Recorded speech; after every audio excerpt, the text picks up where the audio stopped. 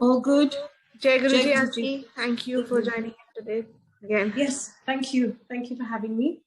So shall we just continue? I mean, we spoke about the spiritual pension yesterday, which was interesting. And now we are on chapter 4. So without further ado, it's a very interesting chapter, especially for those of you who've read it. We are revisiting this chapter. So this is my interrupted flight toward the Himalayas.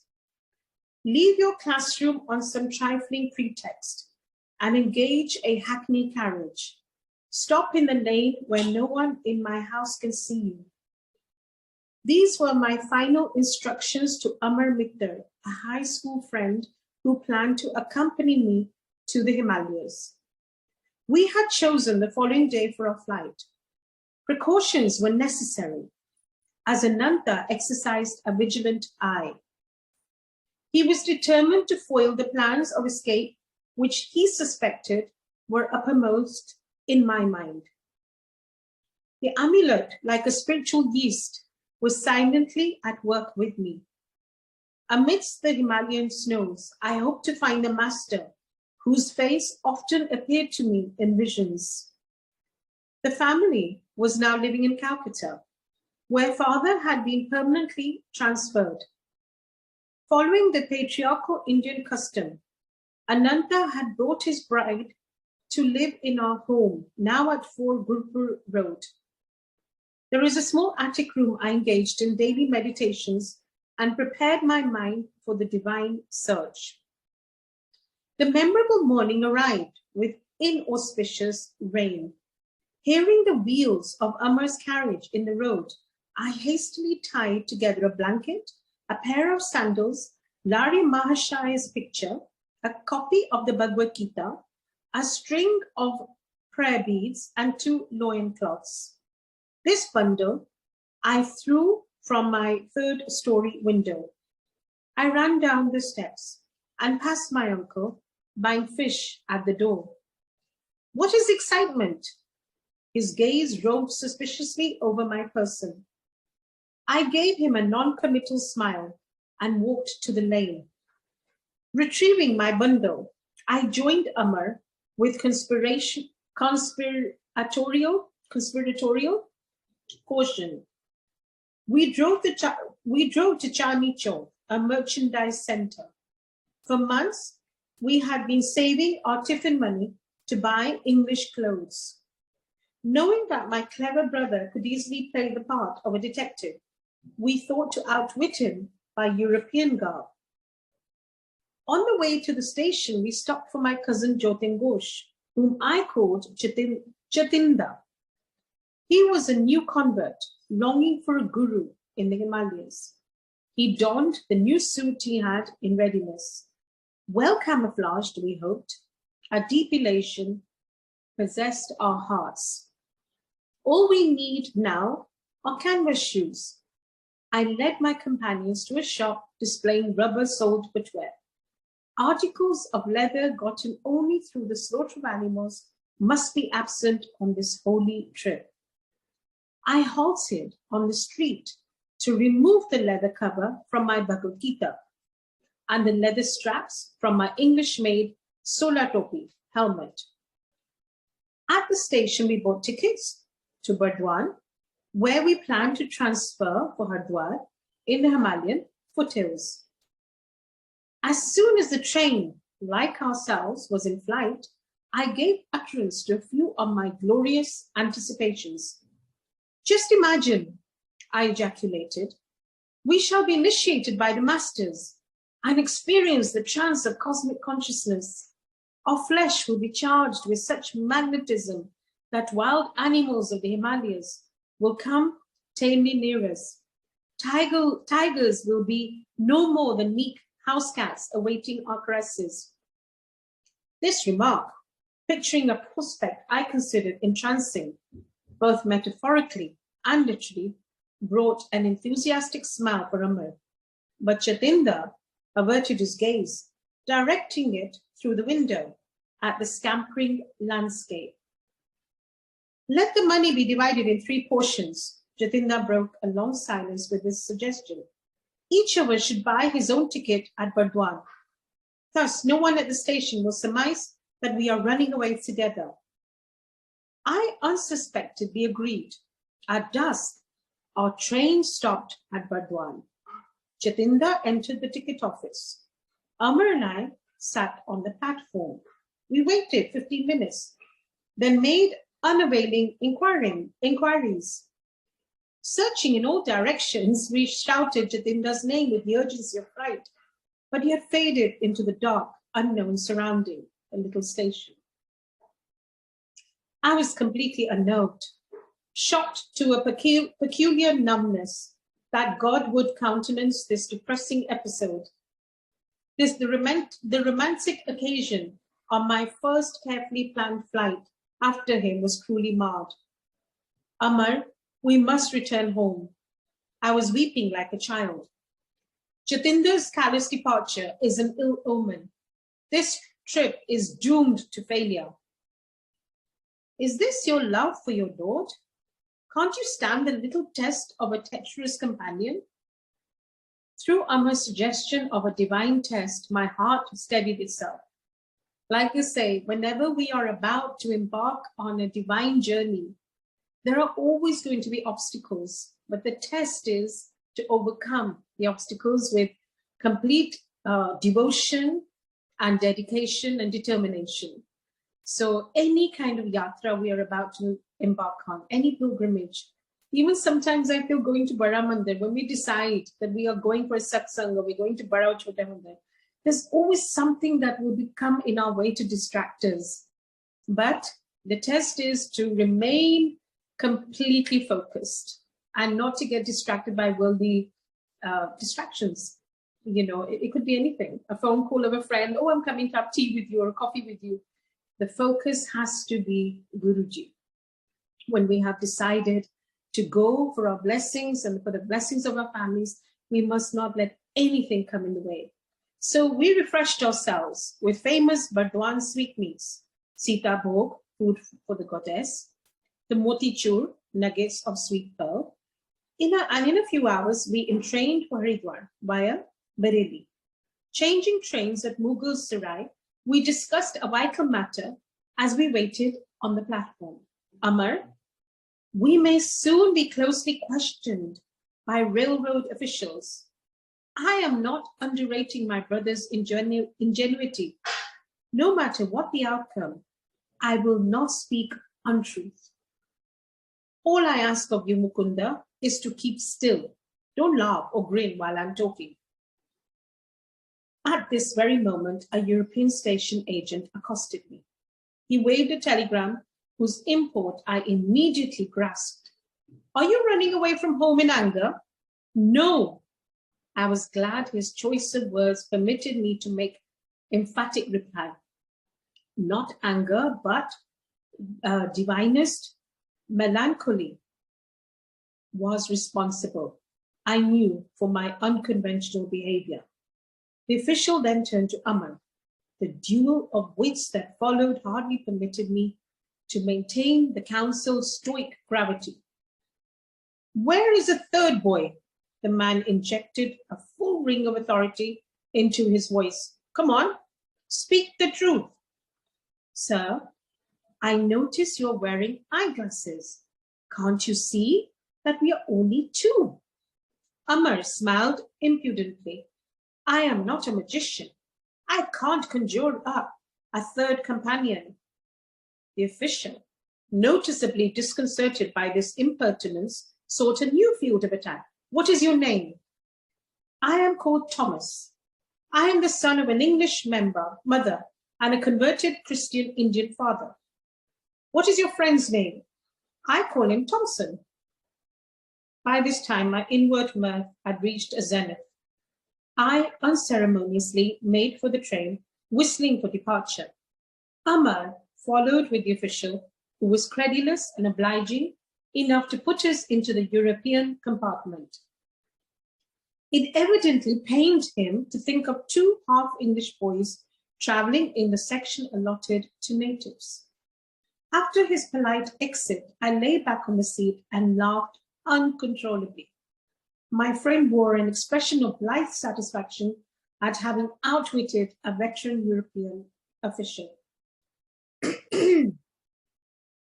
On the platform, I had contrived to read the telegram. From my brother, it went thus: 3 Bengali boys in English clothes running away from home toward Haridwar via Mughal Sarai. Please detain them until my arrival. Ample reward for your services. Amar, I told you not to leave marked timetables in your home. My glance was reproachful. Brother must have found one there. My friend sheepishly acknowledged the thrust. We halted briefly in Bareilly, where Dwarka Prasad awaited us with a telegram from Ananta. My old friend tried valiantly to detain us. I convinced him that our flight had not been undertaken lightly, as on a previous occasion. Dwarka refused my invitation to set forth to the Himalayas. While our train stood in a station that night, and I was half asleep, Amar was awakened by another questioning official. He too fell a victim to the hybrid charms of Thomas and Thompson. The train bore us triumphantly into a dawn arrival at Haridwar. The majestic mountains loomed invitingly in the distance. We dashed through the station and entered the freedom of city crowds. Our first act was to change into native costume, as Ananta had somehow penetrated our European disguise. A premonition of capture weighed on my mind. Deeming it advisable to leave Haridwar at once, we bought tickets to proceed north to Rishikesh, a soil long hallowed by feet of many masters. I had already boarded the train, while Amar lagged on the platform. He was brought to an abrupt halt by a stout from a policeman. He was brought to an abrupt halt by a shout from a policeman. Our unwelcome guardian escorted us to a station bungalow and took charge of our money. He explained courteously that it was his duty to hold us until my elder brother arrived. Learning that the truant's destination had been the Himalayas, the officer related a strange story. I see you are crazy about saints. You will never meet a greater man of God than the one I saw only yesterday. My brother officer and I first encountered him 5 days ago. We were patrolling by the Ganges on a sharp lookout for a certain murderer. Our instructions were to capture him, alive or dead. He was known to be masquerading as a sadhu in order to rob pilgrims. A short way before us, we spied a figure which resembled the description of the criminal. He ignored our command to stop. We ran to overpower him. Approaching his back, I wielded my axe with tremendous force. The man's right arm was severed almost completely from his body. Without outcry or any glance at the ghastly wound, the stranger astonishingly continued his swift pace. As we jumped in front of him, he spoke quietly. I am not the murderer you are seeking. I was deeply mortified to see I had injured the person of a divine-looking sage. Prostrating myself at his feet, I implored his pardon and offered my turban cloth to staunch the heavy spurs of blood. Son, that was just an understandable mistake on your part. The saint regarded me kindly. Run along and don't reproach yourself. The beloved mother is taking care of me. He pushed his dangling arm into its stump, and lo, it adhered. The blood inexplicably ceased to flow. Come to me under yonder tree in 3 days, and you will find me fully healed. Thus, you will feel no remorse. Yesterday, my brother officer and I went eagerly to the designated spot. The sadhu was there and allowed us to examine his arm. It bore no scar or trace of hurt. I am going via Rishikesh to the Himalayan solitudes. He blessed us as he departed quickly. I feel that my life has been uplifted through his sanctity. The officer concluded with a pious ejaculation. His experience had obviously moved him beyond his usual depths. With an impressive gesture, he handed me a printed clipping about the miracle. In the usual garbled manner of the sensational type of newspaper, not missing, alas, even in India, the reporter's version was slightly exaggerated.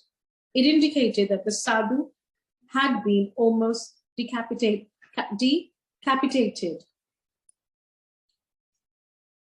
Amar and I lamented that we had missed the great yogi who could forgive his persecutor in such a Christ-like way. India, materially poor for the last 2 centuries, yet has an inexhaustible fund of divine wealth. Spiritual skyscrapers may occasionally be encountered by the wayside, even by worldly men like this policeman. As we know, India is blessed, truly blessed, and it is rich in gurus and, who have done so much tap and so much tapasya, and they've brought so much richness to this country that people from all over the world gravitate towards us, India. So it is really heartening to know that. And even with Guruji, there were so many people from all over the world, from different castes and creed and religions, who used to gravitate towards him. And even today we see that people from different religions are gravitating to his energy. And in the end, like Guruji said, don't connect to my form because I am formless. And because, it's like people say, even today, Sangat will say, I wish I had met him. But the point is, when we invoke his energy, I really feel when we invoke his energy and we are connecting to his energy, like he said, अपना direct connection बनाओ and connection ऐसे deepen करो कि that is where our salvation lies. Salvation is and liberation is when we make our own connection and we strenuously practice his hukam, satsang, simran, seva.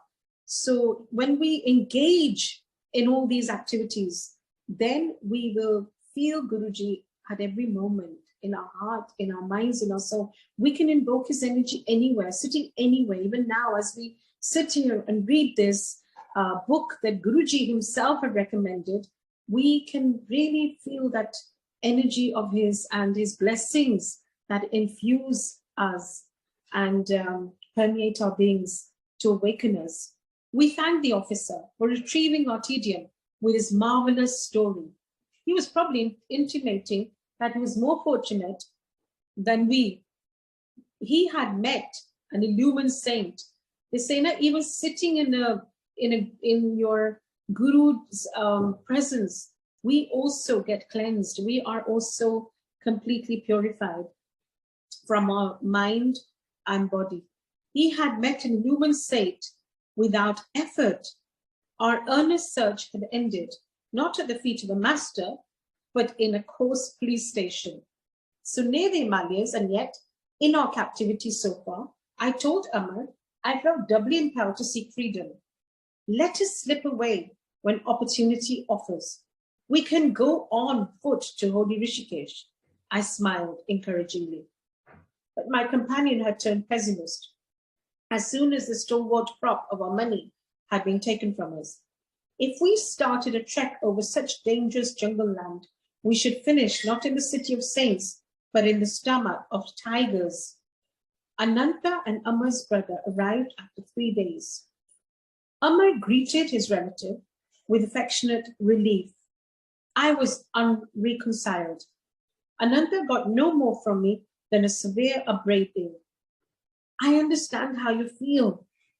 My brother spoke soothingly. All I ask of you is to accompany me to Benares to meet a certain saint, and go on to Calcutta to visit your grieving father for a few days. Then you can resume your search here for a master. Amar entered the conversation at this point to disclaim any intention of returning to Haridwar with me. He was enjoying the familiar warmth, but I knew I would never abandon the quest for my guru. That was his determination and his resolve. that was completely unmoved by anything, by any kind of emotion. Our party entrained for Benares. There I had a singular and instant response to my prayers. A clever scheme had been pre-arranged by Ananta.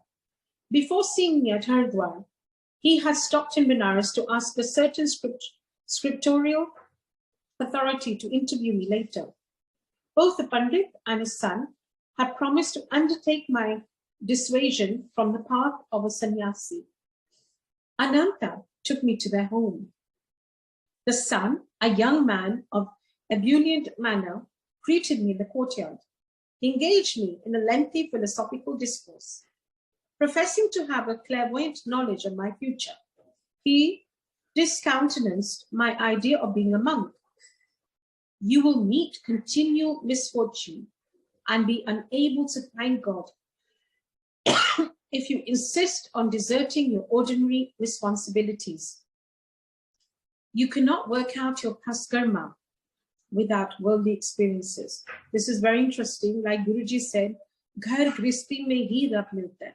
Like one day I got so weary and so exhausted from my domestic life that I said to Guruji, Guruji, mujhe yahi rakho. So he smiled in that enigmatic yet gracious smile. And he said, Nahi, ghar gristi vich rab milta hai, utte bhi main tere naal hai. Apne jo past karmas hai with all the people around us, we have to fulfill that for us to be able to climb the spiritual ladder. So we cannot abandon those responsibilities. We must live in the world, and yet slowly, gradually, with his meher, with his grace, we begin to get detached. And therefore, the misery or the sorrow is replaced with joy. And the karmic debts that we have to pay gradually are paid with his grace. Krishna's immortal words rose to my lips in reply. Even he, with the worst of karma, who ceaselessly meditates on me, quickly loses the effects of his past bad actions. Becoming a high-souled being, he soon attains perennial peace. How beautiful. So being in the world and doing your job, doing Simran, Satsang Seva, is what enables the soul to gain peace and tranquility. Arjun, know this for certain. The devotee who puts his trust in me never perishes. Again, the devotee or the disciple of us as Guruji's devotees, when we keep on relentlessly with complete surrender, recite his name and love him and just remember him, that's when we put our trust, but he used to say more than trust and more than faith, it's surrender. When we truly surrender to his lotus feet, then he really does take over and he elevates us to a place where he feels we need to go. But the forceful prognostications of the young man has slightly shaken my confidence. With all the fervor of my heart, I pray silently to God, please solve my bewilderment and answer me right here and now.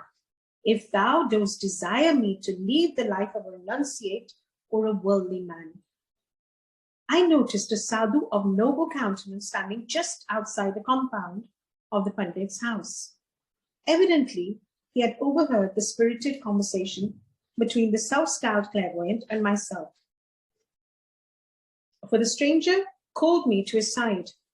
I felt a tremendous power flowing from his calm eyes.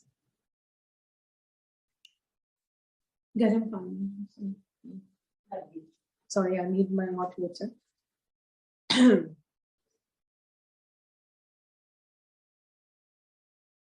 So I felt a tremendous power flowing from his calm eyes.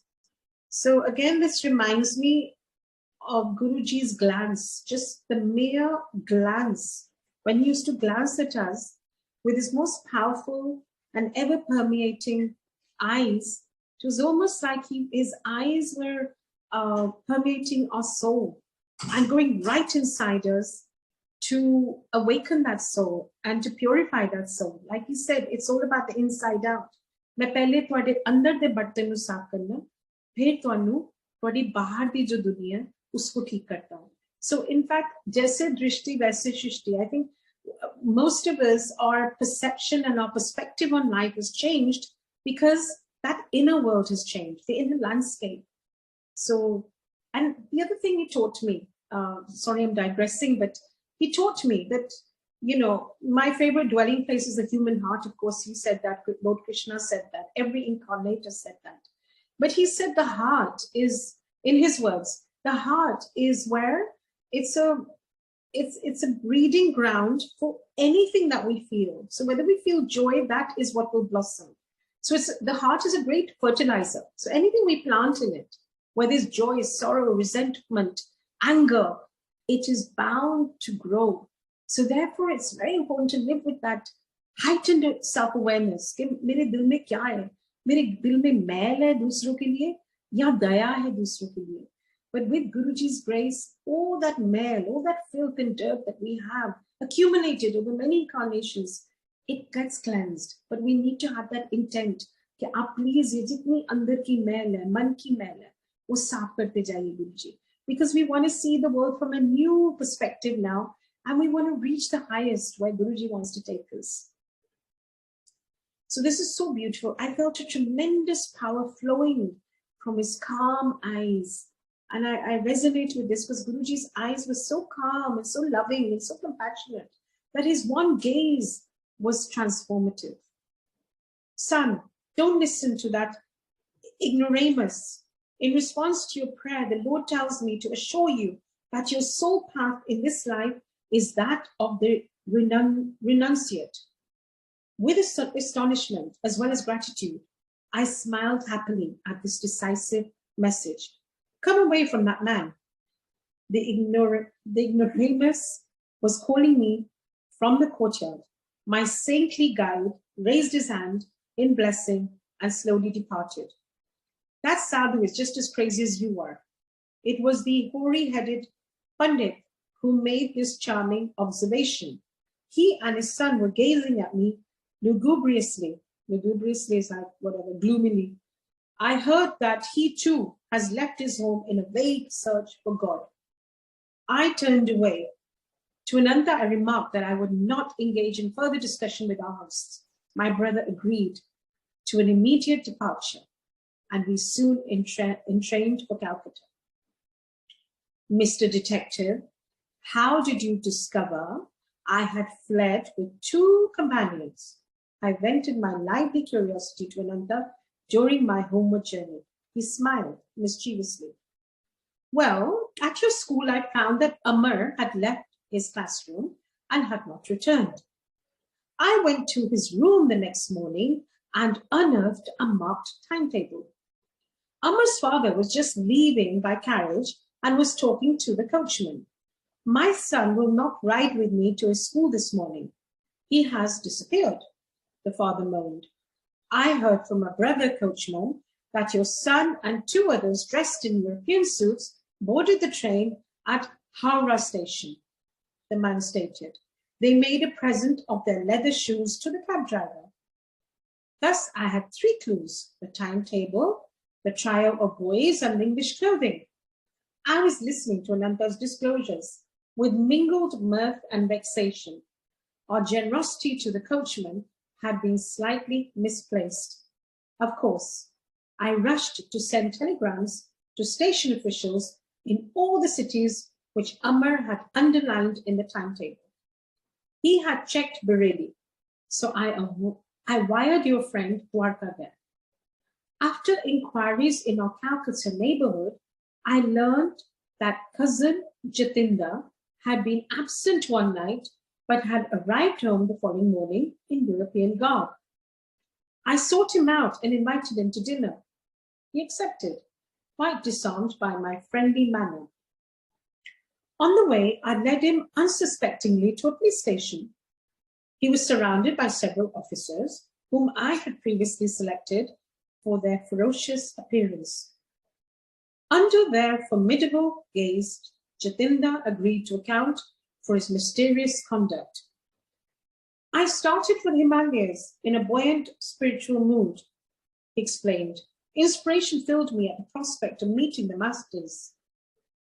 But as soon as Mukunda said, during our ecstasies in the Himalayan caves, tigers will be spellbound and sit around us like tame pussies, my spirits froze. Beads of perspiration formed on my brow. What then, I thought, if the vicious nature of the tigers be not changed through the power of our spiritual trance? Shall they treat us with the kindness of house cats?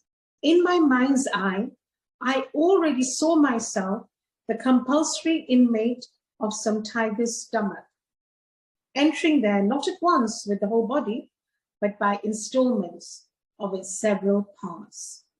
My anger at Jatinder's vanishment was evaporated in laughter. The hilarious sequel on the train was worth all the anguish he had caused me. I must confess to a slight feeling of satisfaction. Jatinder, too, had not escaped an encounter with the police. Ananta, you are born sleuth-hound.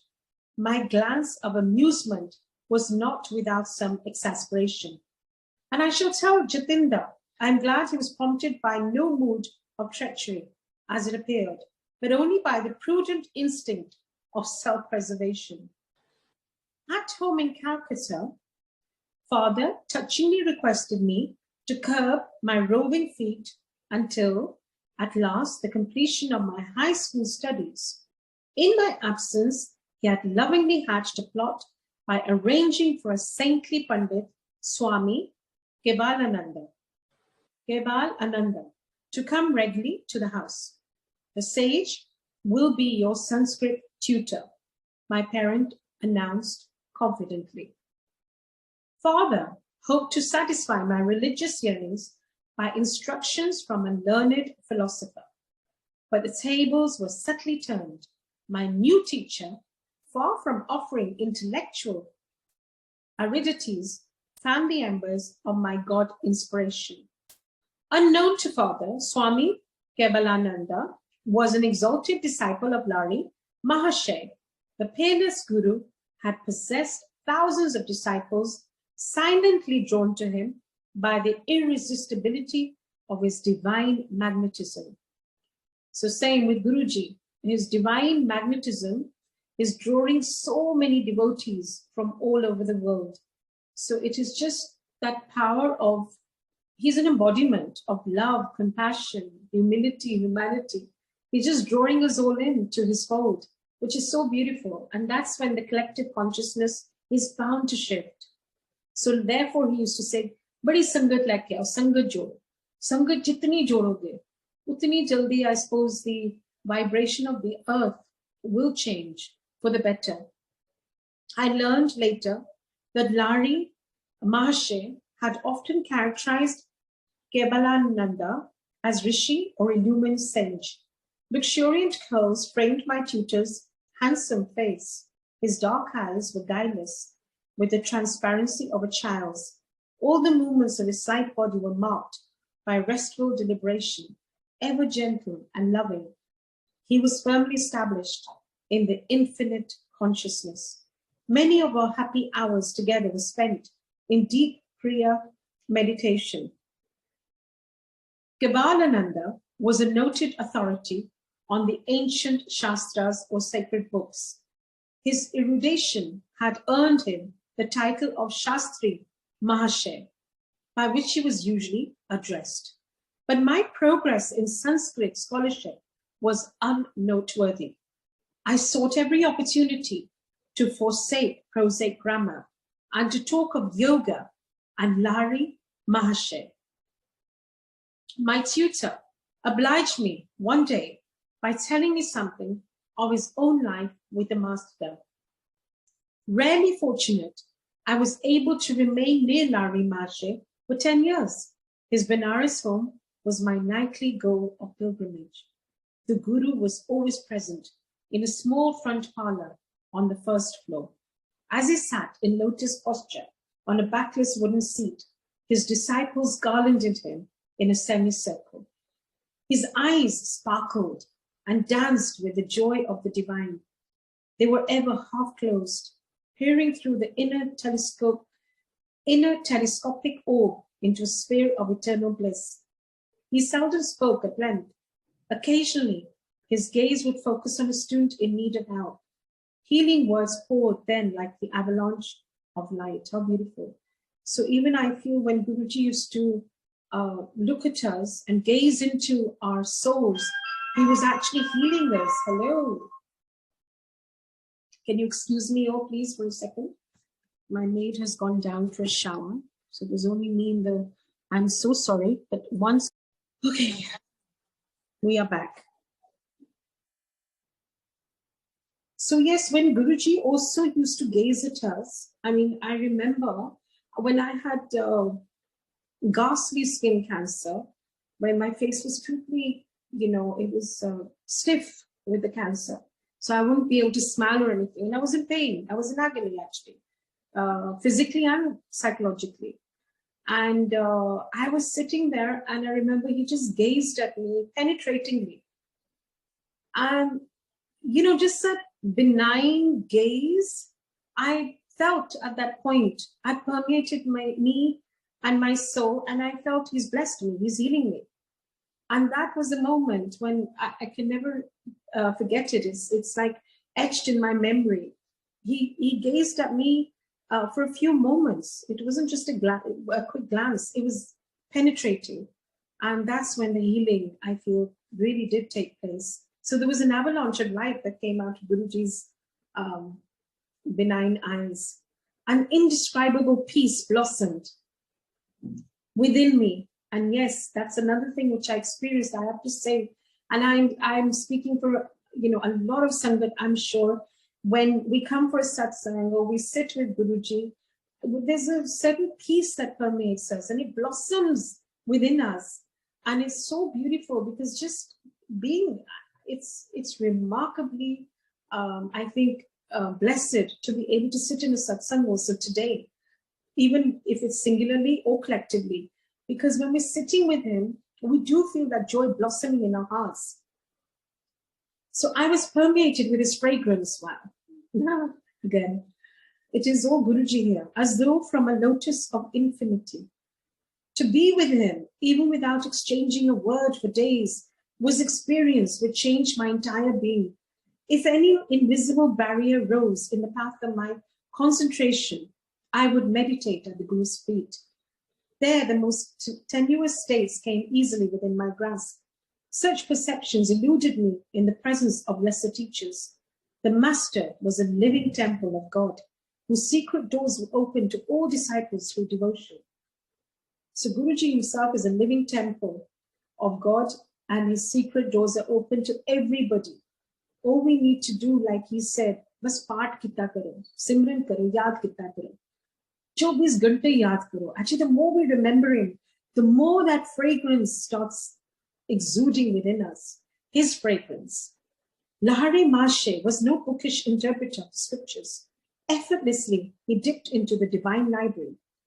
Foam of words and spray of thoughts gushed from the fountain of his omniscience. He had the wondrous clavis which unlocked the profound philosophical science embedded ages ago in the Vedas. If asked to explain the different planes of consciousness mentioned in the ancient texts, he would smilingly assent. I will undergo those states and presently tell you what I perceive.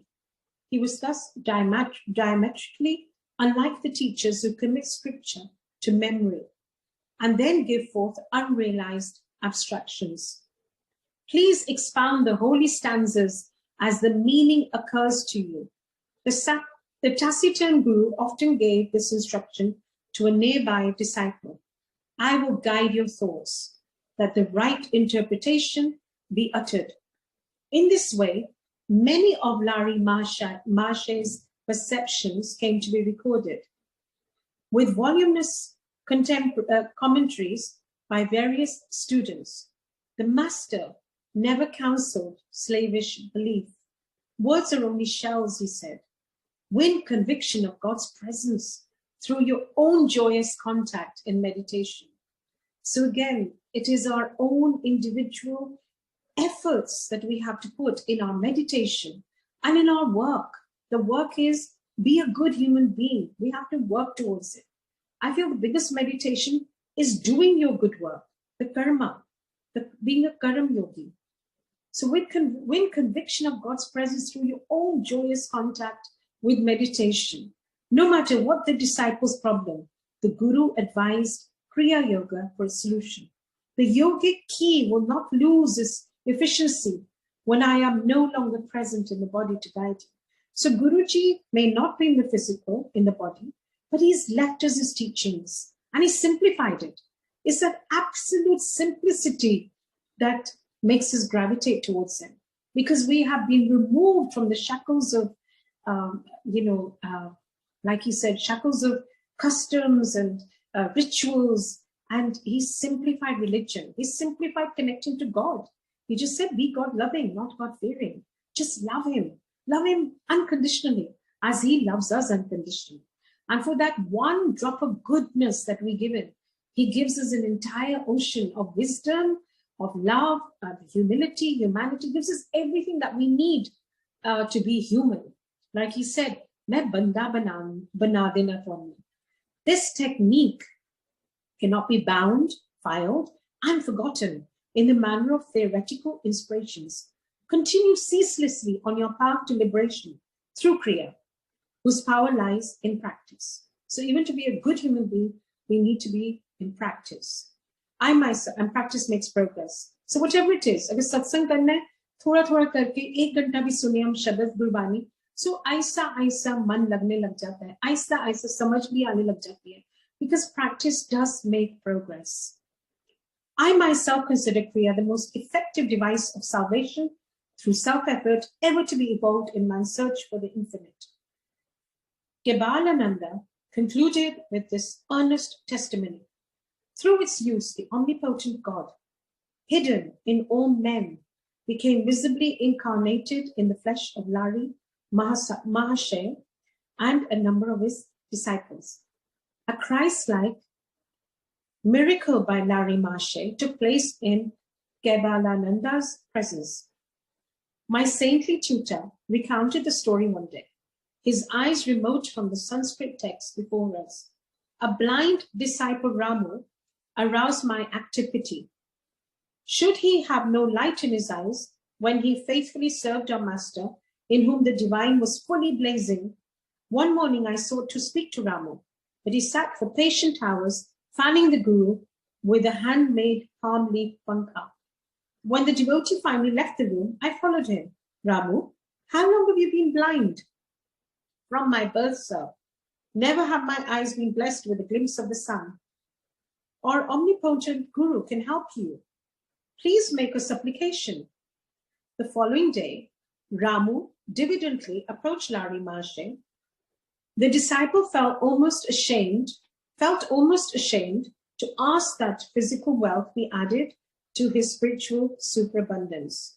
Wow, that's why there's no need to ask, because Guruji is already showering us with spiritual superabundance, and the worldly things will be taken care of. Master, the illuminator of the cosmos, is in you. I pray you to bring his light into my eyes, that I perceive the sun's lesser glow. Ramu, someone has connived to put me in a difficult position. I have no healing power. Sir, the infinite one within you can certainly heal. That is indeed different, Ramu. God's limit is nowhere. He who ignites the stars and the cells of flesh with mysterious life effulgence can surely bring luster of vision into your eyes. The master touched Ramu's forehead at the point between the eyebrows. Keep your mind concentrated there and frequently chant the name of the prophet Rama for 7 days. The splendor of the sun shall have a special dawn for you. Lo, in 1 week it was so. For the first time, Ramu beheld the fair face of nature.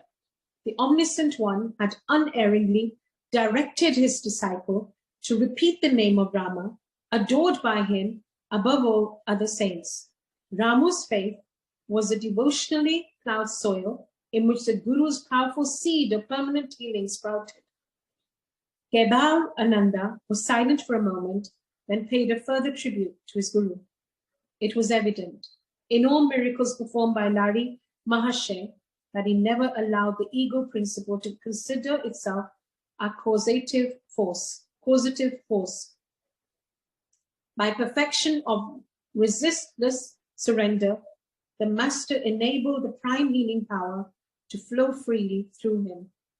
The numerous bodies which were spectacularly healed through Lari Mahashay eventually had to feed the flames of cremation. But the silent spiritual awakenings he effected, the Christ-like disciples he fashioned, are his imperishable miracles. I never became a Sanskrit scholar. Kebal Ananda taught me a diviner syntax. So Guruji's grace and his blessings go far beyond the physical, but when he wills, then the physical and the material also fall into place. So it is all about surrender. And first and foremost, I think the biggest blessing he gives us and the biggest achievement any human being can make is dropping our ego. Like he said, "Jado tusi baar juti utarde apni ego chhad ke aaya karo." Of course, it's not up to us to leave it out there, but it is his grace that enables us to drop the ego and to pick up the good virtues like compassion. Like he said, "Jide andar daya nahi, oh वैसे रब कोलों दूर हो जाता है, जो माँ बाप दी सेवा नहीं करता वो भी दूर हो जाता है." So it is all service. It is service and seva to our own loved ones that eventually leads us to our own liberation. So thank you for another session. I hope you all enjoyed it. And tomorrow is another day, a beautiful day. So we shall be on chapter 5. We are progressing very well with His grace. And I hope and pray that all of you are enjoying it and imbibing the pearls of wisdom. Thank you. Jai Guruji.